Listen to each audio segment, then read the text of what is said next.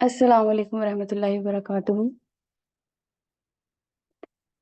हम स्टार्ट कर देते हैं अभी तो बाकी फिर लोग साथ-साथ जॉइन करते रहेंगे। तो आज हम बात करेंगे मेनली सेल्फ एस्टीम पे, मेंटल प्रिपरेशन पे, फिज़िकल प्रिपरेशन पे और उसके अलावा सेक्सुअली किस तरह से हमने खुद को प्रिपेयर करना है शादी के लिए, इन टॉपिक्स पे हम बात करेंगे। अब जैसे ये जो कोटेशन सामने नज़र आ रहा है, ये क्या है कि it's easy to mistake being ready for a wedding with being ready for marriage.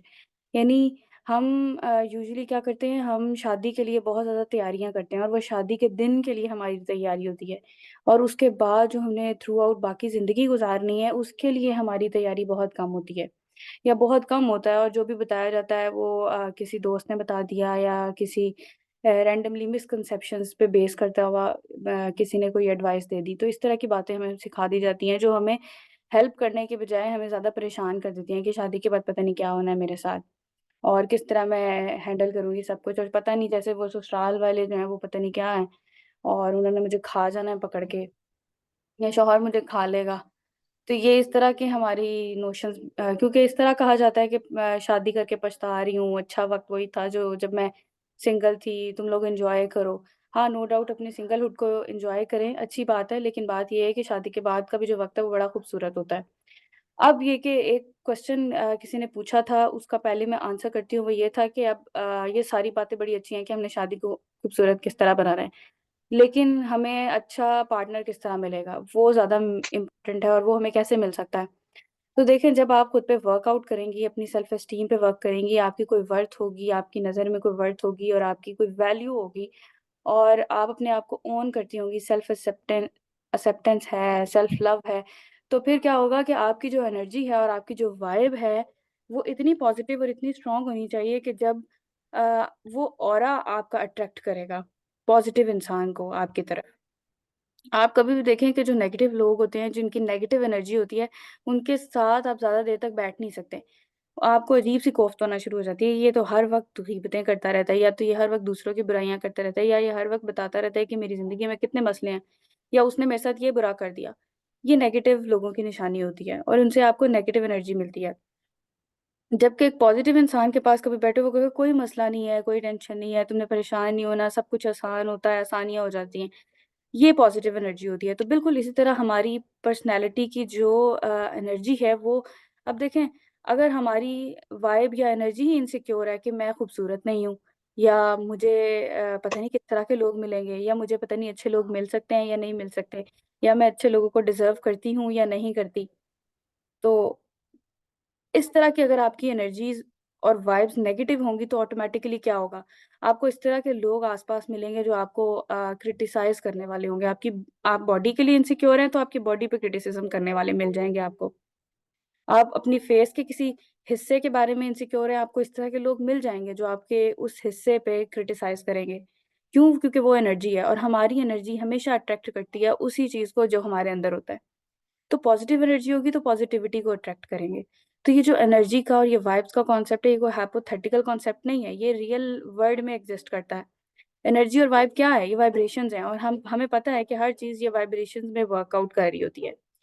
तो इसीलिए हमें अपनी सेल्फ एस्टीम पे वर्क करना बहुत ज़्यादा ज़रूरी है। अब सेल्फ एस्टीम क्या होती है? यानी अपनी इज़्ज़त, अपनी अपनी वर्थ अपनी नज़र में, अपनी कदर कितनी करते हैं हम और हम हमारी खूबियों का हमें पता है या नहीं पता, हमें अपनी ख़ामियों का पता है और कितना पता है। हम अपनी खूबियों को कितना खुद को एप्रिशिएट करते हैं, कितनी तारीफ़ करते हैं कि मेरे अंदर ये खूबी है। पहली बात तो ये है कि हमें पता ही नहीं होता क्योंकि हमें सोचने का मौका ही नहीं मिलता या वक़्त ही नहीं मिलता, हम सोचते ही नहीं हैं अपनी खूबियों के बारे में। और दूसरी बात ये कि जब ख़ामियाँ होती हैं, उन पे हम खुद को बहुत अच्छी तरह से लताड़ते वाला लफ़्ज़ बोलना चाहिए। हम खुद को बहुत बुरा-भला कहते हैं कि अब शीशे के सामने हम खड़े होते हैं और खड़े होते ही पहले हम क्या देखते हैं कि क्या मेरे अंदर कमी है। तो ये है कि हम अपनी कमियों पे ज़्यादा देखते हैं, कमियों को फ़ोकस करते हैं। कभी हमने शीशे के सामने खुद को खड़े होके ये नहीं कहा होगा कि मैं खूबसूरत लग रही हूँ या हम अगर कहते भी हैं तो जब हमने वो अच्छा खासा एक मेकअप किया होता है तो हम कहते हैं हाँ, मैं खूबसूरत लग रही हूँ। तो फिर क्या होगा जब शादी के बाद शादी वाली रात को आपने मेकअप उतारना है तो फिर आपकी तो इनसिक्योरिटीज़ सामने सारी आ जाएँगी कि खूबसूरत तो मैं मेकअप में लग रही थी, अब क्या होगा?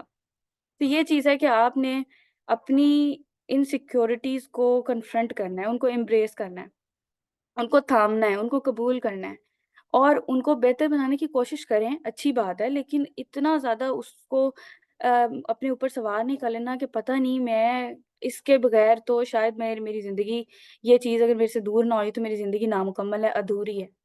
खुद को एक्सेप्ट करना है, खुद को कबूल करना है, बेहतर बनाने की कोशिश करनी, लेकिन आपने वो बेहतर बनाने की जो कोशिश है, उसमें इतना ऑब्सेस नहीं होना कि खुद की कमियों पे ही जस्ट फ़ोकस करना शुरू कर दें और अपनी जो अच्छाइयाँ और खूबियाँ हैं, उन पे बिल्कुल आप फ़ोकस ही ना करें। तो अपने अब मिसाल के तौर पे ऐसे हो सकता है कि जो कमी है, कमी की मिसाल ये है कि मेरे अंदर वही परसीव्ड वो एक सेल्फ डिफेक्ट है कि मेरे अंदर ये कमी है।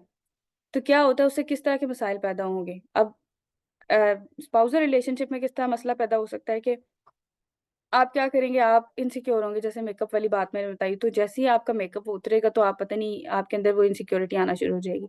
फिर लेटर ऑन आपकी ससुराल की तरफ से अगर कोई इस तरह का क्रिटिसिज़्म हो जाता है कि ये तुम फॉर एग्ज़ाम्पल तुम मोटी होती जा रही हो या तुम्हारा रंग काला होता जा रहा है, तो फिर क्या करेंगी वहाँ पे? क्या किस तरह हैंडल करेंगी? अगर आपको अपनी क्रिटिसिज़्म को हैंडल नहीं करना आता होगा या अपने आप की कमियों को ऑन करना नहीं आता होगा, तो फिर वहाँ पे आप बहुत बुरी तरह से डेवास्टेटिंग फ़ील करेंगी। आपको लगेगा कि आपकी ज़िंदगी में आपके मुँह पे आके किसी ने थप्पड़ मार दिया है। थप्पड़ रियल में मारना ज़रूरी नहीं होता। बाज़ औक़ात ये जुमले होते हैं जो हमारे लिए हमारे मुँह पे एक तमाचा होते हैं और हम वो फिर उस दर्द को फ़ील करते रहते हैं कि ये पता नहीं क्या हो गया, उसने मेरे साथ ये कर क्यों दिया? मसला उसके लफ्ज़ में भी है, लेकिन हम हर किसी का मुँह बंद नहीं कर सकते। हम हर किसी के मुँह को बंद नहीं कर सकते, अभी भी, और हम तब भी नहीं कर सकेंगे। प्रॉब्लम ये है कि हम उसको हैंडल किस तरह करते हैं या हम उसको रिएक्ट किस तरह से करते हैं, हम रिस्पॉन्स किस तरह देते हैं, ये चीज़ मैटर करती है। हम क्या करते हैं, हम सोशल वैलिडेशन सीक करते हैं, हम दूसरों से हमें अप्रूवल चाहिए। अच्छा, हम जब भी तैयार होंगे, अभी अभी भी करंटली भी तैयार होके हम खुद को, हमारी तारीफ़ हमारे लिए काफ़ी नहीं होती। हम पूछते हैं, "अच्छा बताओ कैसी लग रही हूँ? अच्छा आज मैंने नया सूट पहना है, बताओ मैं कैसी लग रही हूँ?" क्यों? क्योंकि हमें सोशल वैलिडेशन, दूसरे इंसान से जब तक वो लफ्ज़ ना मिले कि हाँ, तुम वाक़ई बड़ी अच्छी लग रही हो, हमें तसल्ली नहीं होती। क्यों? क्योंकि हमारा अपनी राय की कोई वर्थ ही नहीं है हमारे लिए। अब खूबियाँ, अगर हमें पता होगा कि हम, मेरे अंदर ये खूबियाँ हैं, अगर कुछ कमियाँ हैं भी, तो बहुत सारी खूबियाँ भी हैं। तो फिर क्या होगा, फिर आपको वैलिडेशन सीकिंग की ज़रूरत नहीं पड़ेगी। फिर आपको दूसरों अपनी पिक्चर्स दिखा के या अपनी खुशियाँ दिखा के या अपने नए कपड़े दिखा के या अपना मेकअप दिखा के किसी से वैलिडेशन नहीं चाहिए होगी कि वो मेरी तारीफ़ करे। आपकी अपनी राय, अपनी वर्थ इतनी अहम होगी। अब अपनी राय, अपनी वर्थ मेरी नज़र में अहम किस तरह हो सकती है? जब तक मुझे पता ही नहीं होगा मेरी राय क्या है। तो इसीलिए अपने साथ मी टाइम गुज़ारना बहुत ज़रूरी है। मी टाइम में क्या है, मी टाइम में आप अपने दिन में 5 मिनट, मैं तो ज़्यादा कह भी नहीं रही, शुरू में 5 मिनट निकालें और 5 मिनट ऐसे हों कि आपके हाथ में ना कोई बुक होनी चाहिए, ना आपके हाथ में मोबाइल होना चाहिए, ना आपके पास आस-पास कोई डिस्ट्रैक्शंस हो। हाँ, नेचर में बैठ जाएँ या अपने रूम में 5 मिनट बैठ के खुद से बात करें। समझ ही नहीं आएगी आपको मैंने क्या बात करनी है। और आप उसमें भी, आपकी सोचों के अंदर भी क्या चल रहा होगा, मेरा वो काम पड़ा था, उसने मुझे आज ये कह दिया, ये मी टाइम नहीं है। मी टाइम में सिर्फ़ आपकी सोचें होनी चाहिए, मी टाइम में सिर्फ़ आपकी अपनी बात होनी चाहिए। तो जो सोचना है अपने बारे में सोचना है, जो बात करनी है अपने बारे में वो बात करनी है। नहीं तो फिर क्या होगा कि वो सेल्फ एस्टीम जो है वो आपकी बहुत लो रहेगी और जब सेल्फ एस्टीम लो रहेगी तो फिर इसका मतलब ये आप क्रिटिसिज़्म को हैंडल नहीं कर सके। आप अभी शादी के लिए तैयार ही नहीं हैं। क्यों? क्योंकि वहाँ पे ये अप्स एंड डाउन्स का एक सफ़र है, ठीक है? पूरी ज़िंदगी का सफ़र है। इसको गुज़ारने के लिए आपको अपनी बेसलाइन इख्तियार करने की ज़रूरत है। हाँ, मैं ये नहीं कहती कि हर वक़्त आपकी सेल्फ एस्टीम बहुत हाई रहेगी। एट टाइम्स ऐसा होता है कि हम बड़ा बुरी तरह से हिट हो जाते हैं किसी बात से, किसी की बात से या अपने तौर पे भी, या हम कंपैरिज़न में चले जाते हैं कि वो उसकी फॉर एग्ज़ाम्पल स्किन को ले लें, स्किन उसकी बड़ी अच्छी है, मेरी अच्छी क्यों नहीं है? वो इतनी स्लिम है, मैं इतनी स्लिम क्यों नहीं हूँ? वो इतना खूबसूरत है, मैं इतनी खूबसूरत क्यों नहीं हूँ? या फलाने के पास पैसे हैं, मेरे पास पैसे क्यों नहीं हैं? तो ये सारी चीज़ें क्या होती हैं, बाज़ औक़ात हमें वाक़ई हिट कर देती हैं। बाज़ औक़ात हम हैंडल भी नहीं कर पा रहे होते।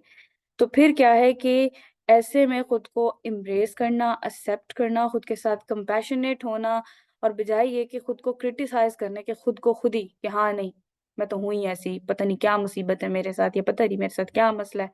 इस ये करने की बजाय ना, खुद को या उस फ्लॉ को कवर अप करने की बजाय अब आप क्या करें कि खुद को थपकी दें, खुद को खुद गले लगाएँ। क्या करें? जर्नलिंग करें, लिखें। लिखना मुश्किल लगता है, व्हाट्सएप पे वॉइस नोट भेजें खुद को। ये तो फीचर होता है कि हम अपने साथ ग्रुप भी बना सकते हैं, अपने आप को भी मैसेजेस भेज सकते हैं। उस तरह से वॉइस नोट भेज के खुद से टॉक करनी है। वो भी मुश्किल लगता है तो नेचर में जाके सिर्फ अपने साथ कुछ वक्त गुजार लें। सेल्फ एस्टीम का कोर एसेंस ही यही है कि अपनी खूबियों को बेहतर से बेहतर बनाओ, खूबियों पे खुश हो और जो खामियां उन्हें कबूल करो और उनको कबूल करके बेहतर बनाने की कोशिश करो। ये ऐसा ना हो कि वो खामियां इतनी बड़ी बन जाएं हम नज़र में कि वो आगे उसको हैंडल करना, उसको उससे निपटना इतना मुश्किल हो जाए कि वो बाकी मसाइल ज़िंदगी के मसाइल पैदा होना शुरू हो जाएं। फिर होता ये है कि बाज़-औक़ात कोई हमें क्रिटिसाइज़ कर दे, नहीं भी कोई कर रहा तो खुद ही हम इतने क्रिटिकल होते हैं। इतने हम क्रिटिकल होते हैं कि हम उसको जैसे मेकअप से छुपा रहे हैं, ये बहुत बड़ा कॉमन है शादी के बाद के मैं खूबसूरत नज़र आनी चाहिए हूँ या मुझे खूबसूरत मैं क्यों खूबसूरत नहीं लग रही या मैं मोटी क्यों होती जा रही हूँ या ये सारी चीज़ें होती हैं।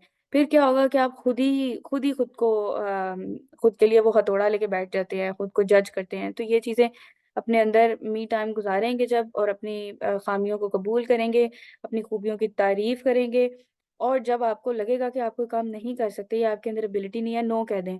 ये चीज़ें हैं ये आपने अभी से पैदा करनी है अपने अंदर। अब ये सारी चीज़ें मैं क्यों बता रही हूँ कि ये बेसलाइन है। अगर ये होगा तो फिर आप बाकी के जो चीज़ें हैं, बाकी स्किल्स जो हैं, वो भी इम्प्लीमेंट कर सकेंगी और बाकी प्रिपरेशन भी खुद की बेहतर तौर पे कर सकेंगी। इसलिए सेल्फ एस्टीम पे वर्क करना बहुत ज़रूरी है। अभी से ये आदत डालें कि जो काम आपका करने को दिल नहीं है या जो काम करने के लिए आपको सफ़र करना पड़ रहा है, वहाँ नो कहने की आदत डालें। ये जो हम हर चीज़ में दिल कुछ और कर रहा है, दिमाग कुछ और कर रहा है, लेकिन रिश्ता कोई नाराज़ ना हो जाए, कोई नाराज़ ना हो जाए, कोई मुझे क्या समझेगा, मैं कितनी मुँह फट हूँ, कोई मुझे क्या कहेगा कि मैं कितनी बदतमीज़ हूँ, तो अच्छा चलो कर लेते हैं। ये चीज़ अगर अभी से ये होती है पर्सनल स्पेस और पर्सनल बाउंड्रीज़ सेटिंग।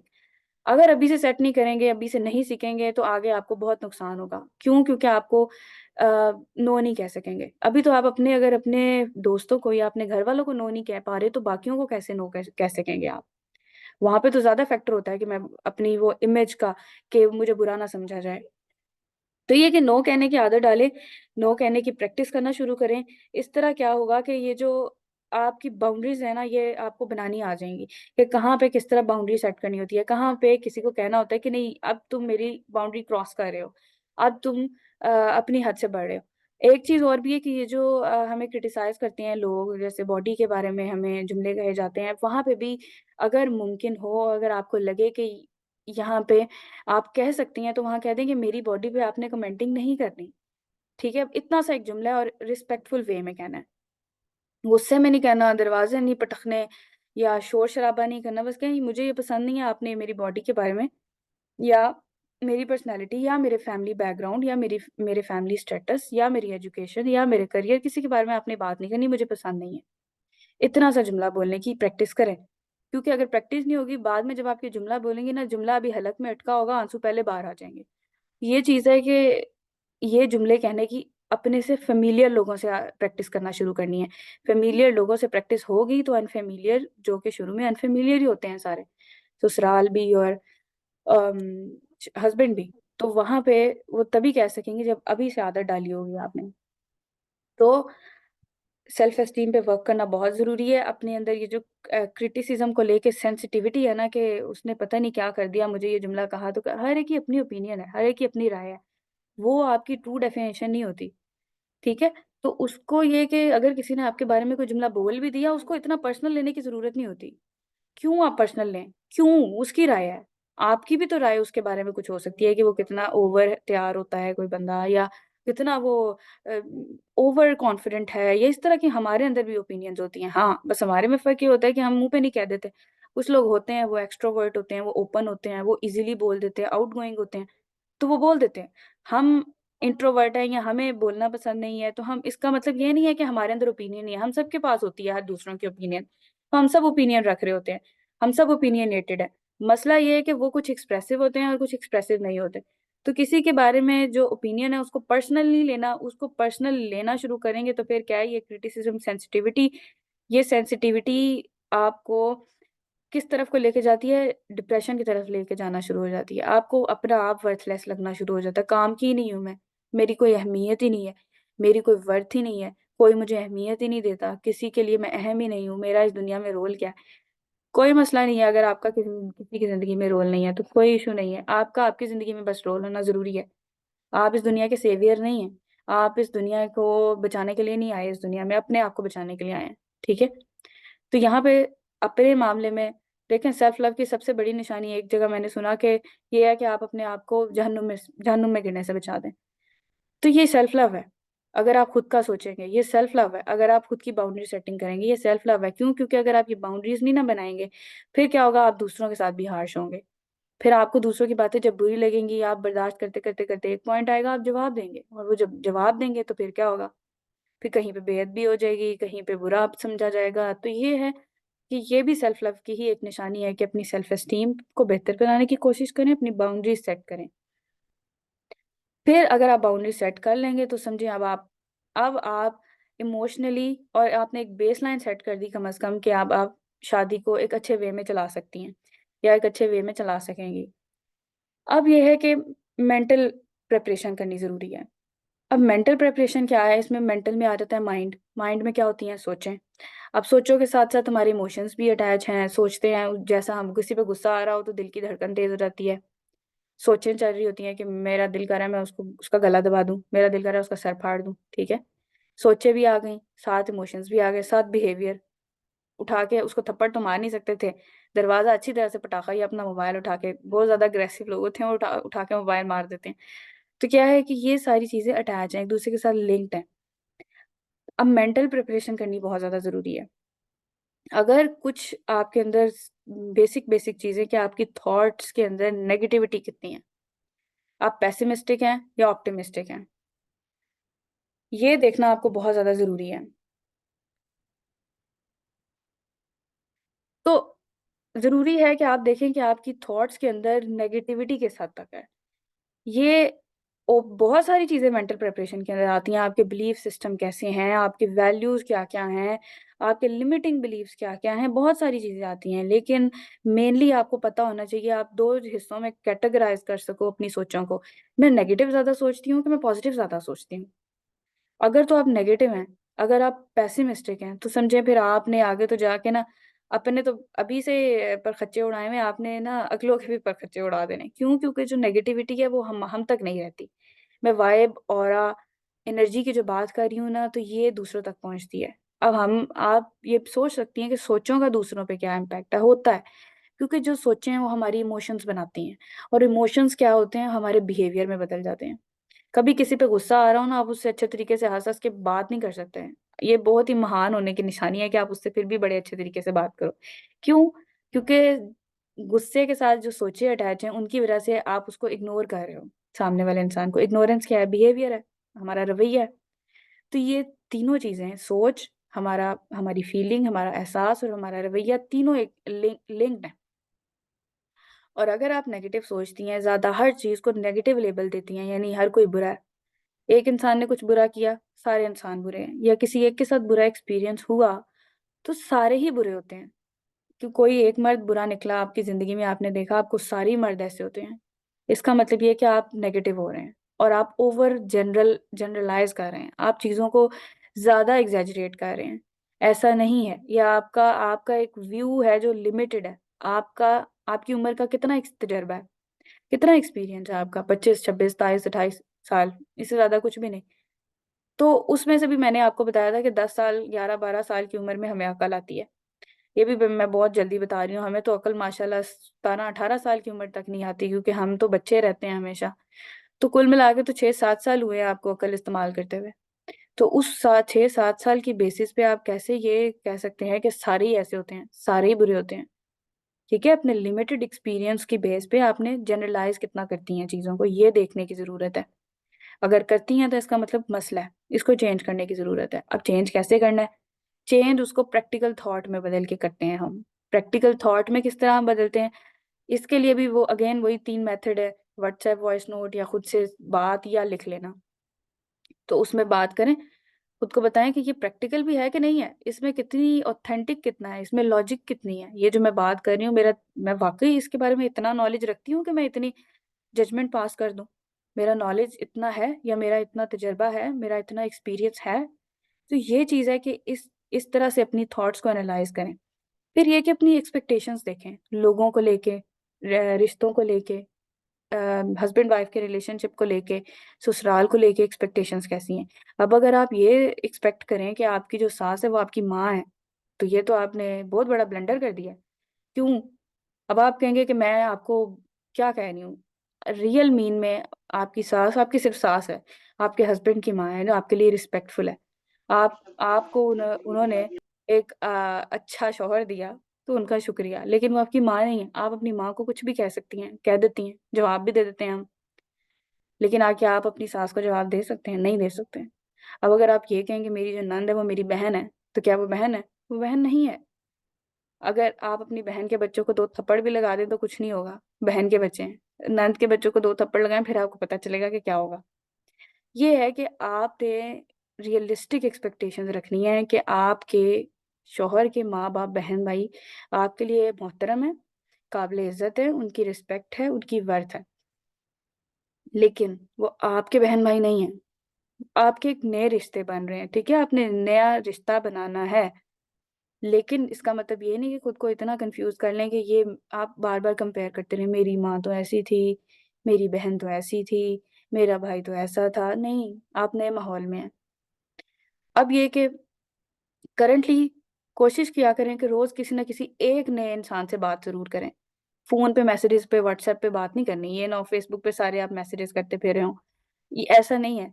लाइव आप फिज़िकली इन पर्सन किसी न किसी एक इंसान से रोज़ाना ज़रूर बात किया करें। रोज़ाना मुश्किल है, मुमकिन नहीं है, तो हफ़्ते में 1 ना 1 दफ़ा ज़रूर किसी नए इंसान से इंटरेक्शन करें।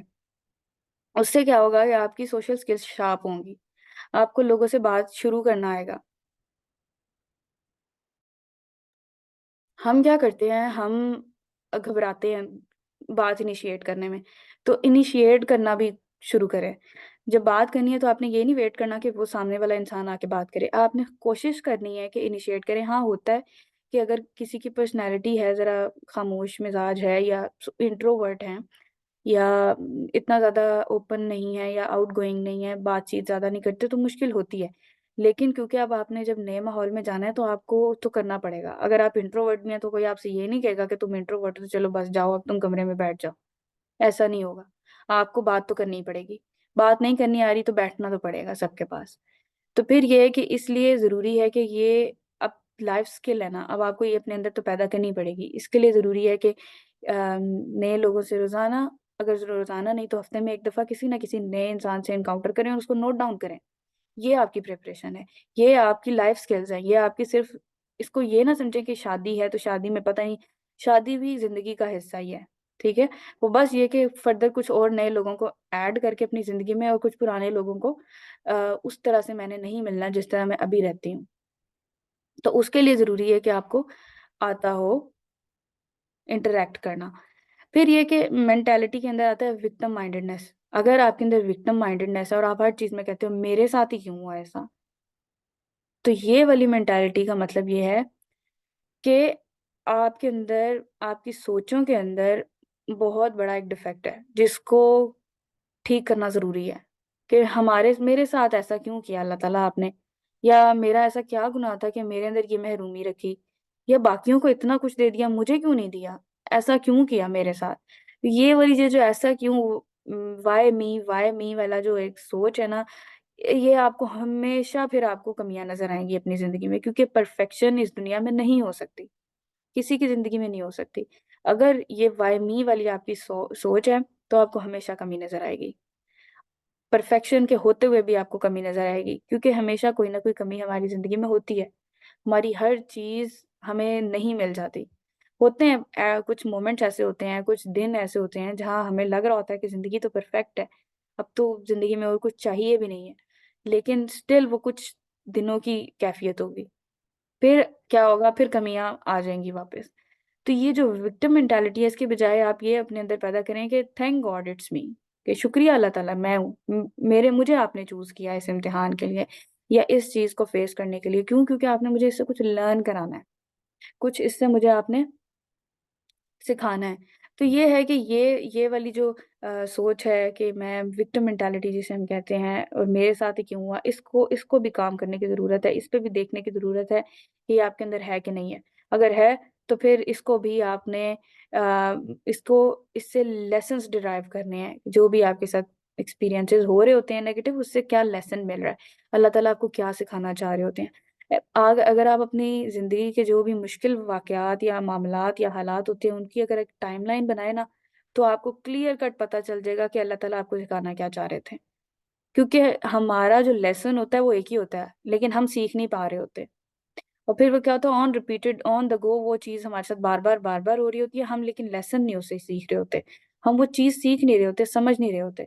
तो जो परेशानी और महरूमियों के मुश्किल हालात की एक टाइमलाइन बनाएँ कि 2007 में ये हुआ था और इसने मुझे इस तरह परेशान किया था और मैंने इस तरह रिएक्ट किया था। फिर 2012 में ये हुआ, 2019 में ये हुआ, 2020 में ये हुआ, 2024 में ये हुआ। उससे क्या होगा, आपको सेंस क्रिएट होगी कि ये अच्छा ये क्यों था? इसके पीछे क्या हुआ था? मैंने किस तरह रिएक्ट करना किया था? मुझे किस तरह करना चाहिए था?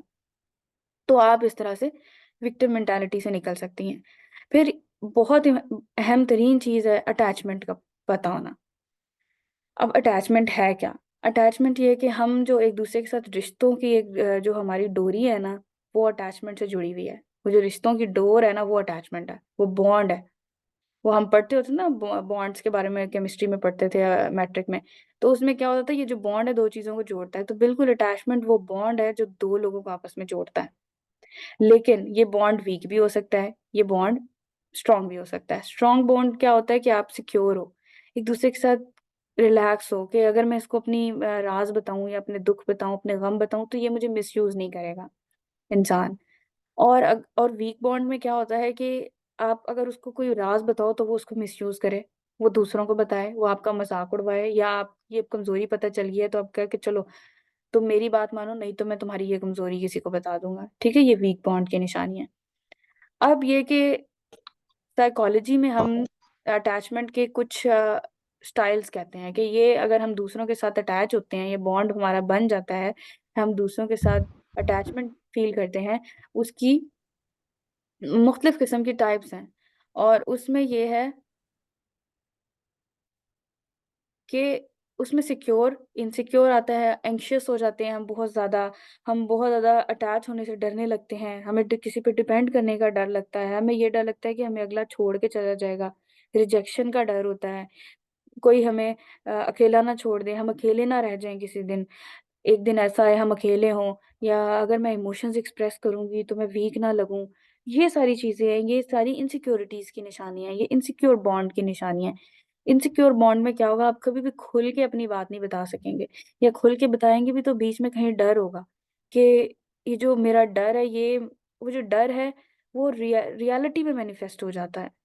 क्यों? क्योंकि ये जो चीज़ें हैं ये अगेन वही बात है कि एनर्जी, ऑरा, वाइब्स कि जो चीज़ हम सोच रहे होते हैं, वो चीज़ हमारे सामने क्यों आती है बार-बार?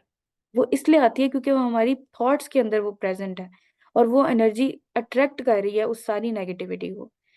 तो ये जो सारे डर होते हैं फिर हमारे दोस्त भी हमें मैनिपुलेट कर रहे होते हैं।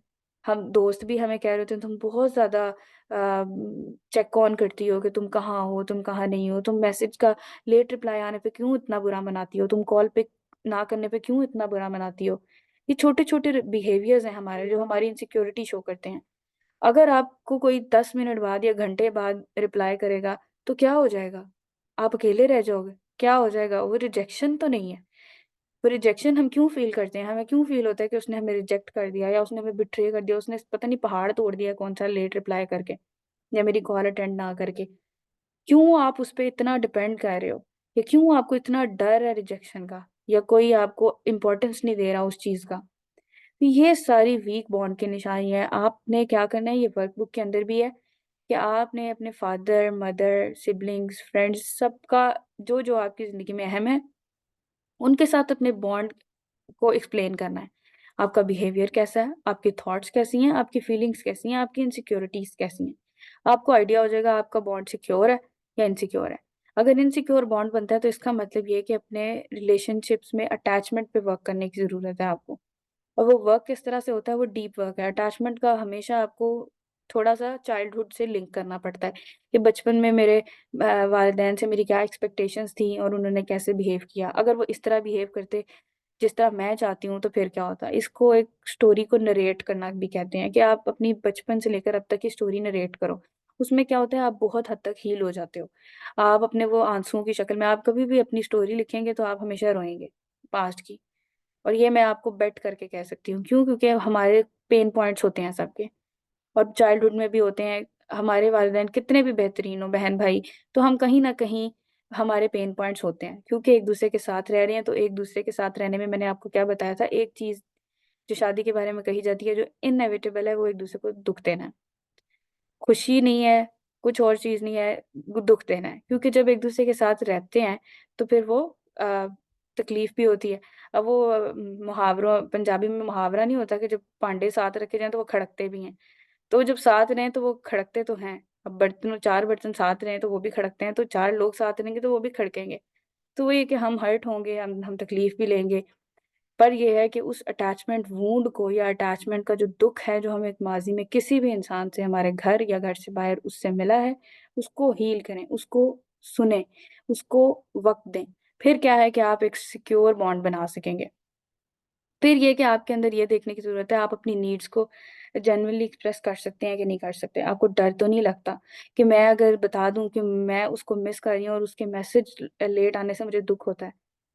तो मैं, ये एक सिंपल सी बात है, एक सिंपल सा जुमला है, लेकिन हम डरते क्यों हैं? कि क्यों? क्योंकि हमें लगता है हम वीक शो होंगे। हम हमें बहुत एक अर्ज है, एक नीड है स्ट्रांग बनने की। स्ट्रांग बनना है, स्ट्रांग बनना है, स्ट्रांग बनना है। किसी के सामने कमजोर नहीं हम नजर आने चाहिए। क्यों? क्या हो जाएगा कमजोर नजर आएंगे? हमें लगता है कि हम कमजोर अगर दिखे तो हम अपना कंट्रोल लूज कर देंगे। हम अपना कंट्रोल दूसरे के हाथ में दे देंगे। वो जब दूसरे के हाथ में कंट्रोल चला जाएगा, तो वो हमें जिस तरह मर्जी चाहे इस्तेमाल करेगा। तो ये है कि ग्राउंडेड रहना, अपने नीड्स को एक्सप्रेस करने के बावजूद ग्राउंडेड रहना ही ये स्ट्रेंथ है। और ये सीखनी है, ये हमने कब से सीखनी है? आज से सीखनी है, ताकि इन फ्यूचर हमें कोई मैनिपुलेट नहीं कर सके। मैं नेक्स्ट मीटिंग आपको शेयर करती हूँ।